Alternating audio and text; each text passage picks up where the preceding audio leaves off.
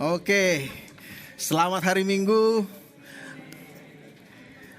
Tuhan Yesus memberkati kita semua. Selamat pagi dulu, selamat pagi. Oke, hari ini firman Tuhan berjudul A Free Life. Oke, sebagai bagian dari Complete Devotion, ini minggu yang kedua saudara. Pertanyaannya bagaimana saudara? Kehidupan saudara sebagai orang Kristen. Saudara merasa bebas? Pertanyaan agak tricky ya. Bebas enggak. Ya, enggak perlu dijawab saudara. Tetapi kita berbicara mengenai kemerdekaan atau kebebasan itu sebetulnya sangat-sangat mendasar buat semua orang. Sangat hakiki gitu istilahnya. Betul-betul diperlukan. Kemerdekaan itu sangat diperlukan dan dibutuhkan semua orang. Nah, firman Tuhan diambil dari Galatia 5. Perikopnya dari pasal Galatia 5 ini adalah kemerdekaan Kristen. Jadi di dalam kekristenan pun kita berbicara mengenai kemerdekaan. Tuhan menyatakan mengenai kebenarannya tentang kemerdekaan. Hari ini sungguh-sungguh kita percaya bahwa kita semua dikuatkan dan kita tahu bahwa saudara ditentukan untuk merdeka. Amin. Galatia 5 ayat yang pertama gitu saudara, kemudian kita masuk pada ayat 13 dan 14. Saya undang saudara untuk bangkit berdiri. Kita baca firman Tuhan sama-sama. Ayat pertama dikatakan 1, 2, 3. Supaya kita sungguh-sungguh merdeka, Kristus telah memerdekakan kita. Karena itu berilah teguh dan jangan mau lagi dikenakan kuk perhambaan. 13. Saudara-saudara, memang kamu telah dipanggil untuk merdeka. Tetapi janganlah kamu mempergunakan kemerdekaan itu sebagai kesempatan untuk kehidupan dalam dosa. Melainkan layanilah seorang akan yang lain oleh kasih. Sebab, ayat 14, seluruh hukum Taurat tercakup dalam satu firman ini, yaitu kasihlah sesamamu manusia seperti dirimu sendiri. Tuhan, aku berdoa, biarlah firman-Mu memberikan pencerahan kepada kami semua. Menguatkan dan membebaskan. Mari Roh Kudus, Kau pimpin kami. Di dalam nama Yesus. Amin. Silakan duduk saudara. Jadi kemerdekaan atau freedom ini semua hal yang benar-benar diperlukan. Kabar baiknya seperti yang kita bilang tadi, yang sudah kita sampaikan kepada saudara, yang saudara sudah baca sendiri, bahwa kemerdekaan yang sesungguhnya itu dimiliki oleh setiap orang yang percaya Kristus saudara. Paulus mengingatkan kembali kepada jemaat di Galatia. Di dalam pasal ini dikatakan di sana di ayat yang 1a yang tadi kita baca saudara, supaya kita sungguh-sungguh merdeka. Kristus telah memerdekakan kita. Supaya kamu bebas, supaya kamu merdeka, Kristus membebaskan. Jadi siapa yang membebaskan saudara? Kristus. Ini bukan kekuatan kita, ini bukan hasil usaha kita, ini semua inisiatif dari Kristus. Saudara tahu, karena tanpa kemerdekaan tidak ada perubahan hidup. Tidak ada hal yang baru saudara. Bahkan tanpa kemerdekaan tidak ada kehidupan. Dan kemerdekaan yang sesungguhnya kita baca tadi hanya ada di dalam Kristus saudara. Nah, saya mau sampaikan kepada saudara kata kemerdekaan yang ditulis di pasal ini itu dari bahasa Yunani eleutheria. Ya, eleutheria. Kata ini membentuk sebuah definisi mengenai kemerdekaan yang sejati. Ya, saya lihat di sini bahwa kalau kita definisikan adalah true liberty atau kemerdekaan yang sejati is living as we should, not as we please. Saudara. Kemerdekaan sejati adalah hidup sebagaimana seharusnya, bukan seenaknya saudara. Itu arti kata kemerdekaan yang dipakai di dalam pasal ini. Kalau ada kemerdekaan sesungguhnya, kalau kita bicara di sini saudara, berarti ada perbudakan yang sesungguhnya. Dan perbudakan yang sesungguhnya itu diperbudak oleh dosa. Dan itu yang Tuhan bebaskan kita. Dari perbudakan yang sesungguhnya, yang diperlukan untuk kita bebas darinya. Bukan yang lain saudara. Kalau saudara lihat, setiap kemerdekaan itu mempunyai pilihan. Tapi kalau perbudakan dosa itu tidak punya pilihan. Benar ya saudara ya? Benar ya? Yang ada keterpaksaan kalau perbudakan itu. Nggak punya pilihan, rasa frustasi muncul, makin lama makin dalam, dan akhirnya adanya penyangkalan diri saudara. Penyangkalan maksudnya penyangkalan akan situasi itu. Biasanya orang udah deh, nggak ada dosa lah itu. Udah deh lakukan aja apa yang gue mau. Gitu. Karena apa? Udah nggak bisa lagi. Karena udah nggak bisa menahan apa yang seharusnya tidak dilakukan itu, ya pokoknya lakukan terus sudah. Itu sudah terikat di situ. Nah saudara bisa tahu, kita sama-sama tahu nih, yang namanya dosa itu wena. Bukan enak lagi, kalau orang Surabaya itu bilang wena, gitu kan. Enak saudara, karena murah, cepat gitu ya, rata-rata murah, cepat. Ya tanpa melihat kiri kanan dan hanya mementingkan diri sendiri isinya. Tetapi ujung-ujungnya mengikat dia. Itu dosa. Enak tapi diperbudak dan akhirnya kita kehilangan semuanya. Bahkan hidup kita hancur oleh perbudakan dosa. Dan itu yang Tuhan tidak mau. Kita tidak mau, Tuhan tidak mau kita mengalami hal itu. Makanya dia datang untuk memerdekakan kita saudara. Karena di dalam Kristus, ketika saudara merdeka, saudara punya pilihan. Betul ya? Jadi bukan berarti merdeka itu langsung gak punya pilihan. Enggak. Merdeka itu artinya apa saudara? Punya pilihan. Karena saudara punya pilihan, nah ini dia masalahnya. Saudara bisa kembali kepada kehidupan yang lama. Itu sebabnya ayat 1b berkata, karena itu berdirilah teguh dan jangan mau lagi dikenakan kuk perhambaan. Do not submit again to a yoke of slavery. Saudara punya kemungkinan untuk kembali ke situ. Dan saya katakan, kalau menurut pengamatan saya, jangan tergoda saudara. Jangan tergoda. Sebab saudara itu bukan itu lagi sebetulnya. Jadi yang namanya tergoda itu harusnya saudara tidak perlu lakukan itu. Tadi itu, karena kita masih hidup dalam daging, ya kita masih memiliki daging. Tetapi semuanya kita ini sebetulnya sudah dimerdekakan. Nanti kita akan tahu saudara, apa yang harus kita lakukan. Apa yang harus kita mengerti ketika kita hidup di dalam daging ini. Tetapi kita tidak perlu tunduk kepada daging itu. Nanti kita akan lihat. Ya, tadi kita sudah baca sebetulnya ya. Ayat 1b dikatakan berdirilah teguh. Ya. Nah, saudara, kalau kita sudah berdiri teguh, kalau kita sudah berjalan ya dengan firman Tuhan, saudara tahu status saudara itu sudah merdeka. Betul ya? Karena di dalam Kristus saudara sudah dimerdekakan. Statusnya sudah merdeka, saudara. Nah di ayat 13 itu bukan hanya status yang merdeka saja saudara. Tetapi sebetulnya lebih daripada itu ada identitas baru yang Tuhan berikan kepada saudara. Jadi merdeka itu bukan hanya status. Tapi merdeka itu identitas saya. Identitas saudara sebagai orang percaya. Ayat 13a. Saudara-saudara, memang kamu telah dipanggil untuk apa saudara? Merdeka. Kata call di sini, ya kata dipanggil di sini adalah kaleo. Kalau saudara sudah tahu kuliner, saudara tahu apa yang saya maksud ya. Bukan itu ya saudara ya. Ya, kaleo. Ya, kaleo itu artinya merdeka saudara. Dipanggil maksud saya. Ya, artinya apa? To bear a name or title. Tuh. Jadi yang namanya dipanggil itu saudara itu punya panggilan baru. Call sign, nickname saudara. Panggilan baru, panggilannya freedom atau merdeka. Itu maksudnya, kamu dipanggil untuk merdeka. Jadi kalau Pak Alex Kandau, Pak Alex Freedom Kandau. Waduh, saya bukan memberi nama tapi Tuhan sendiri bahwa kita semua tidak terkecuali saudara. Kita semua memiliki julukan sekarang ini sebagai orang percaya itu adalah freedom. Merdeka. Amin saudara? Merdeka. Petra, merdeka, Edi misalnya. Ya. Itu yang dikatakan ayat itu. To bear a name or title. Itu ada call sign baru.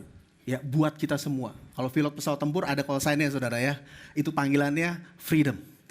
Kita semua sebagai orang percaya panggilannya freedom. Itu yang Tuhan maksud bagaimana saudara dipanggil. Nah saudara, kembali kepada kemerdekaan nih.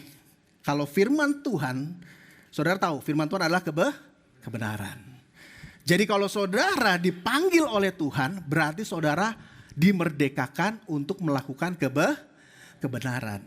Jadi orang percaya saudara itu dipanggil untuk merdeka melakukan apa saudara? Kebenaran.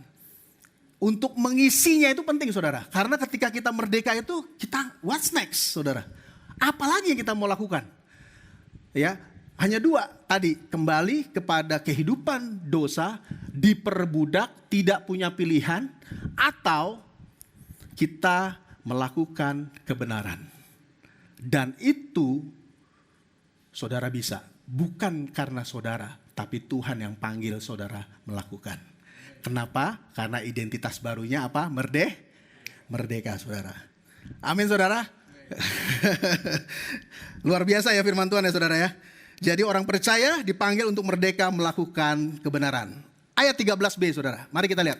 Ayat 13b dikatakan, namun janganlah mempergunakan kemerdekaan itu sebagai kesempatan untuk kehidupan dalam dosa. Melainkan apa? Layanilah seorang akan yang lain oleh kasih. Sebab, ayat 14, seluruh hukum Taurat tercakup dalam satu firman ini, yaitu kasihilah sesama manusia seperti apa? Dirimu sendiri. Satu, dan itu sebuah tanda seru saudara. Seperti dirimu sendiri. Mementingkan diri dengan mengasihi diri sendiri, saudara, itu beda. Yang salah itu kalau kita mementingkan diri sendiri. Mengasihi kita harus saudara. Justru karena kita harus mengasihi, tetapi yang sekarang ini kita juga di dalam Tuhan, kita mengasihi orang lain dengan melayani mereka. Mengasihi diri sendiri beda dengan mementingkan diri sendiri saudara. Nah, mengasihi diri sendiri itu salah gitu kan? Itu harus. Yang salah itu mementingkan diri sendiri. Nah, mari kita lihat di sini bahwa kemerdekaan saudara itu sebuah privilege. Kalau saudara lihat di situ, ketika kita tahu bahwa kita sudah merdeka, dan merdeka itu sebuah hal yang bukan main-main. Itu sebuah kehormatan buat kita. Itu sebuah privilege buat kita sebetulnya.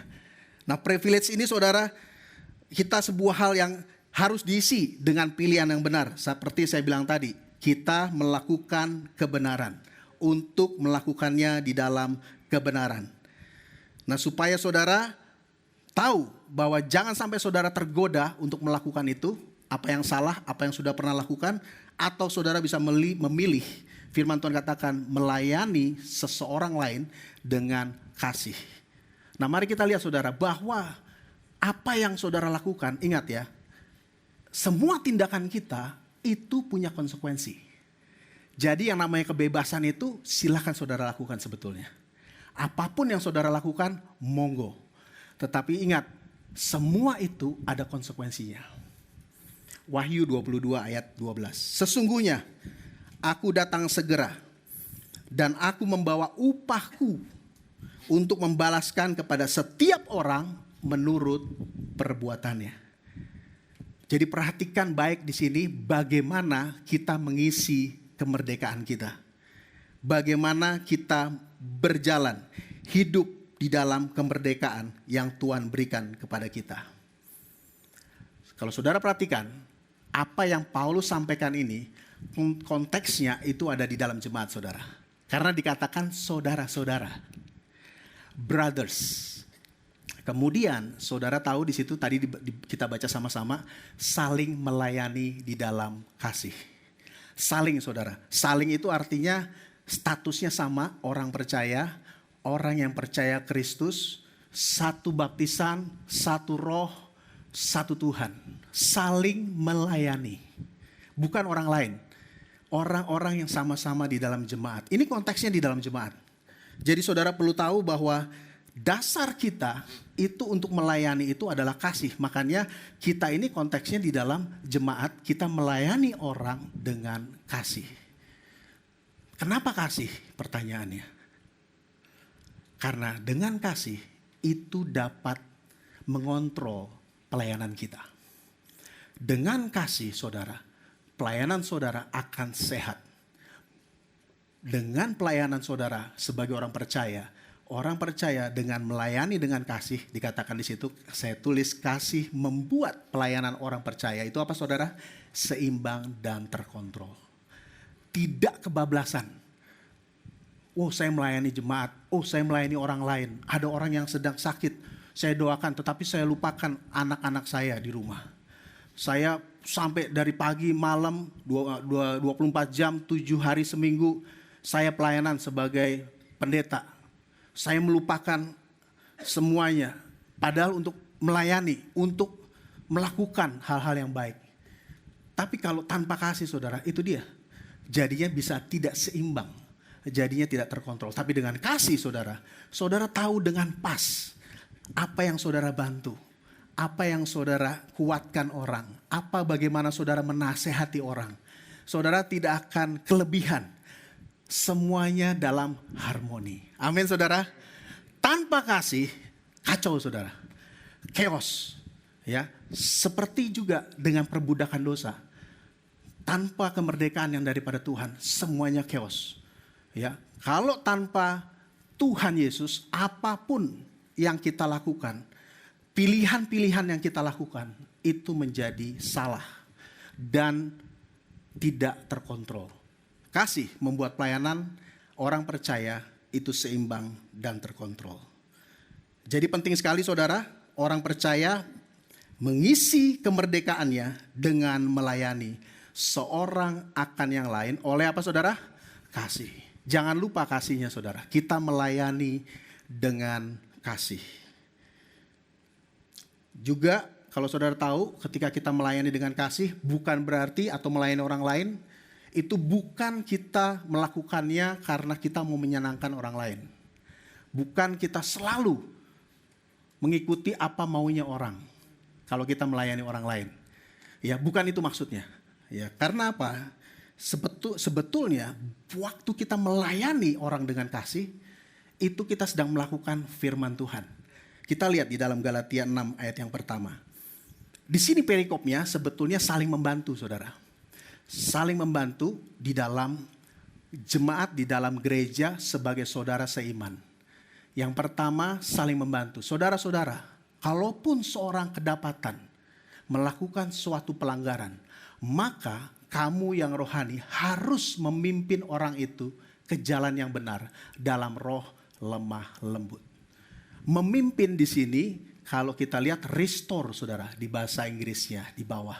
Itu restore, memulihkan orang tersebut. Kalau yang namanya memulihkan saudara, itu namanya restore itu isinya juga teguran saudara. Bukan hanya datang, memimpin, kemudian melakukan untuk membangun dia. Enggak. Kalau ada pelanggaran itu artinya apa? Memulihkan itu termasuk awalnya apa? Menegur apa yang salah. Benar gak saudara? Ditegur apa yang salah, diterima, baik, jalan kembali. Kemudian berjalan bersama-sama, kita kuatkan dia. Artinya apa? Kita memulihkan orang. Jadi yang namanya melayani itu komplit saudara di dalam kasih. Amin.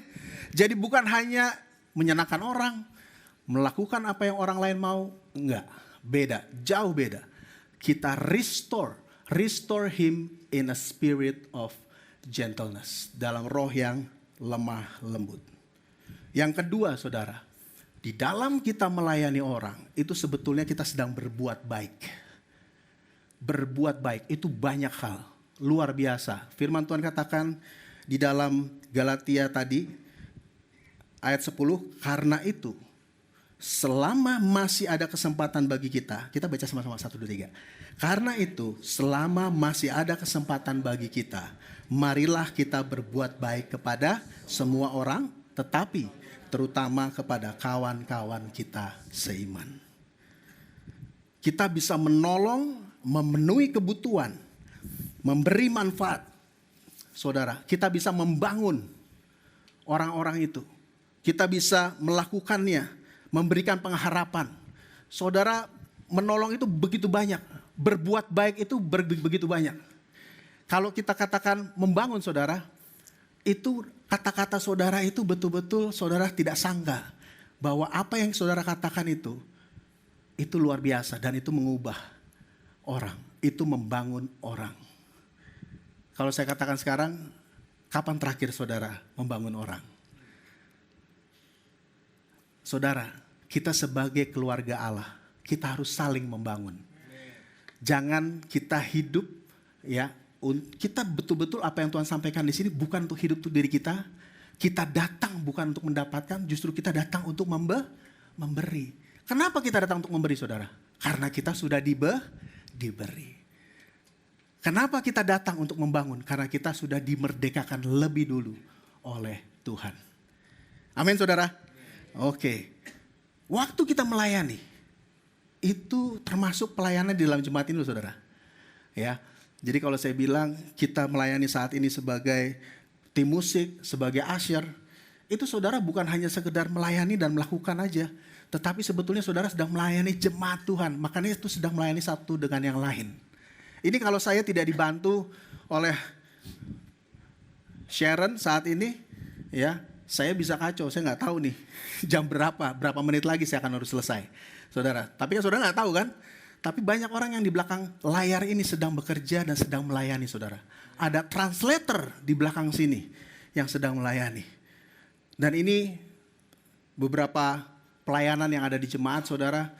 Ya, kita bisa melayani, kita bisa, coba saudara bisa sebut, ada translator, ada usher, ada tim musik, ada kids ministry. Wow, saudara bisa melayani anak-anak.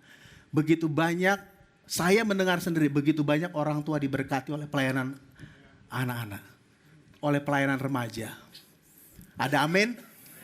Amin. Saya percaya banyak orang tua yang diberkati. Saudara tidak tahu bahwa itu semua berdampak kepada banyak orang. Mungkin cuma senyum saudara sebagai usher di depan, selamat pagi.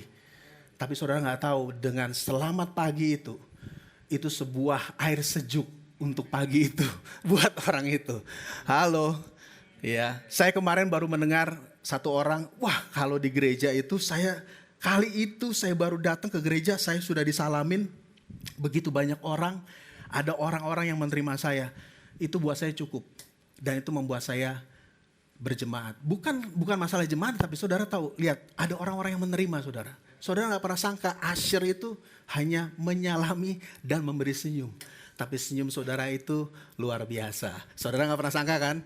Nah, mari kita saling tersenyum satu dengan yang lain. Ya, saudara bisa praktekkan itu, saudara bisa tahu bahwa efeknya itu luar biasa. Ini pelayanan di dalam jemaat, saudara. Jadi saudara harus tahu bahwa Tuhan itu sudah menetapkan saudara untuk melayani satu dengan yang lain. Amin. Saya pernah ke hotel, buru-buru naik ke atas, tapi yang saya temukan ini tulisan ini, saudara, close out of service.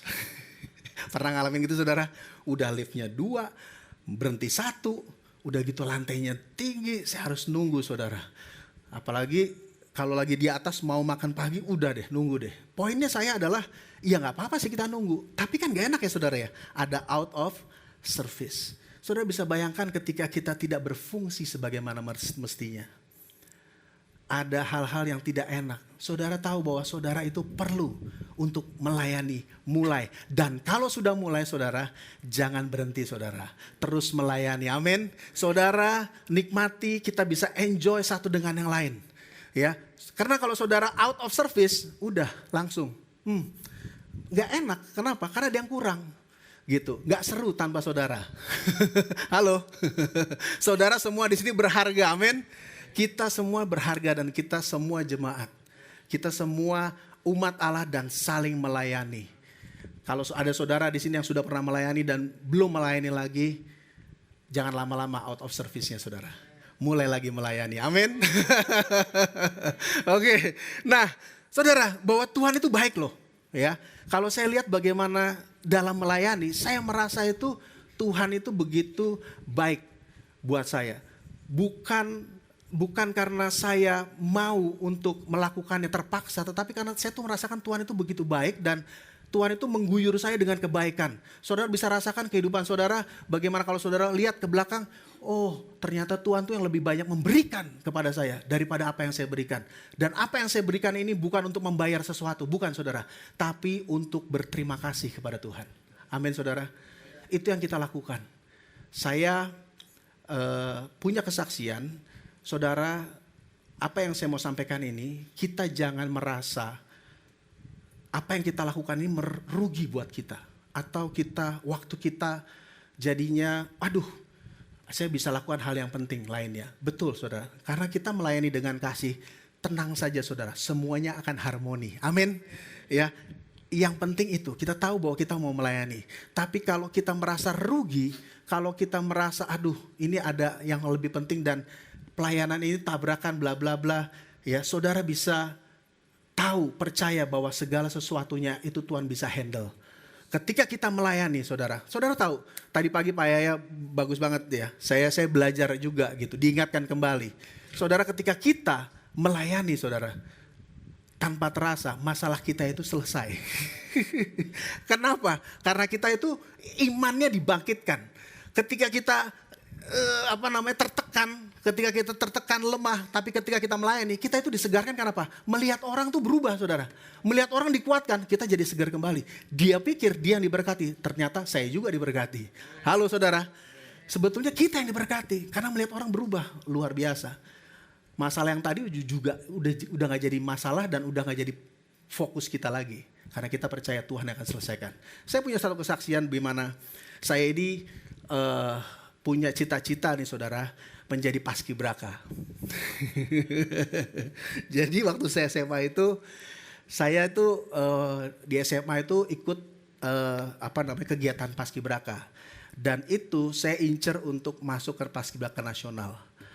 Waktu saya punya impian itu, dan saya masuk ke dalam klubnya, maksudnya UKM ya, unit kegiatan siswa gitu, paskibra. Tiap Jumat saudara itu latihan. Wah, oke, saya daftar. Waktu itu saya masih kelas 1 SMA. Saya daftar. Tapi saudara tahu waktu saya daftar, kemudian saya mulai latihan. Itu baru 1 kali latihan saudara. Minggu depan ya mau latihan lagi tiap Jumat. Kakak kelas saya datangin saya. Petra, kamu kan tiap Jumat kita udah gak lihat kamu nih. Di mana saudara? Di persekutuan doa.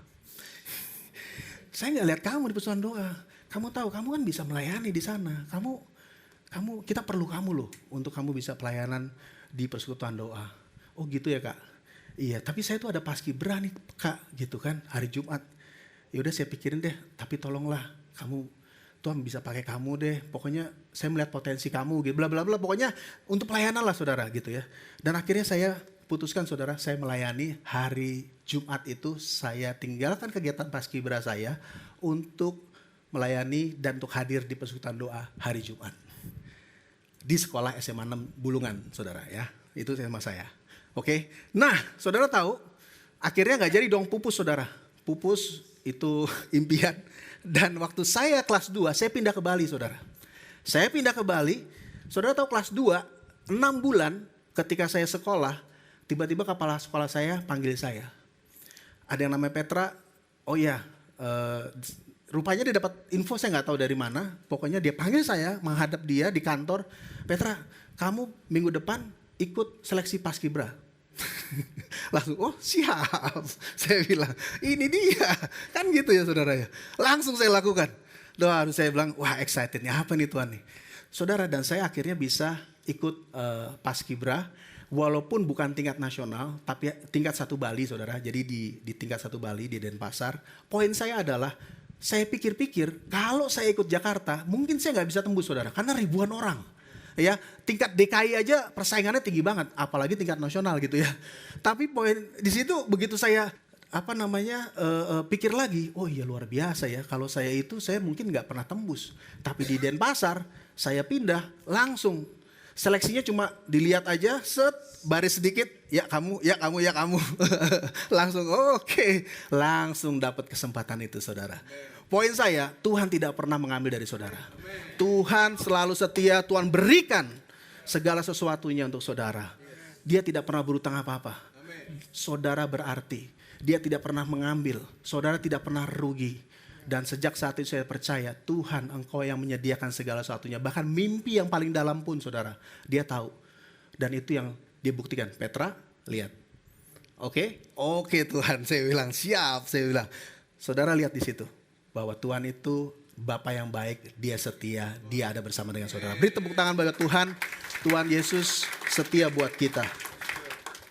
Mari kita melayani saudara. Dimanapun saudara berada, apapun yang ada di depan saudara, berikan. Karena itu penting. Karena saudara penting dan berharga. Amin.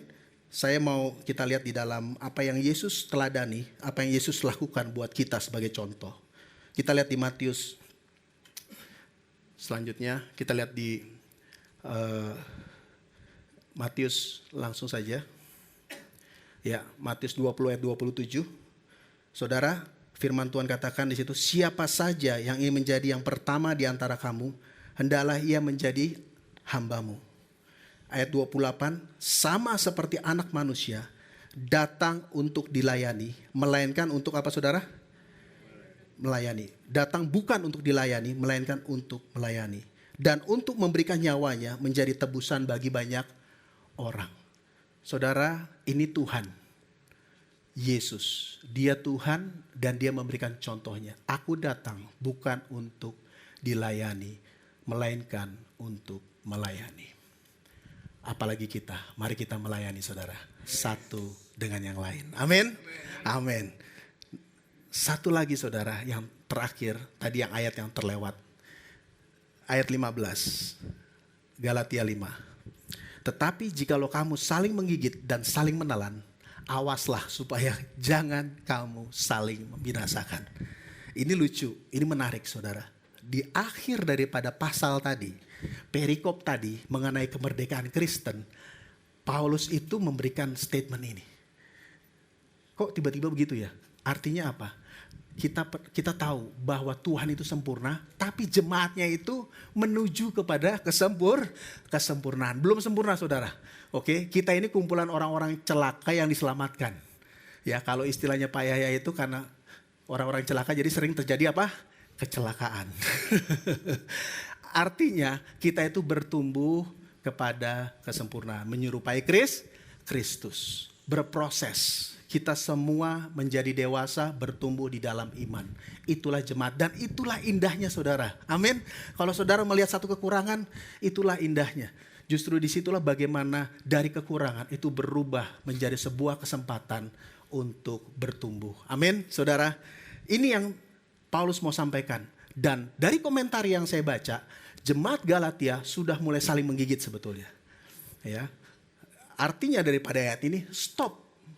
Jangan saling menggigit lagi. Karena kalau enggak masuk dalam kebinasaan.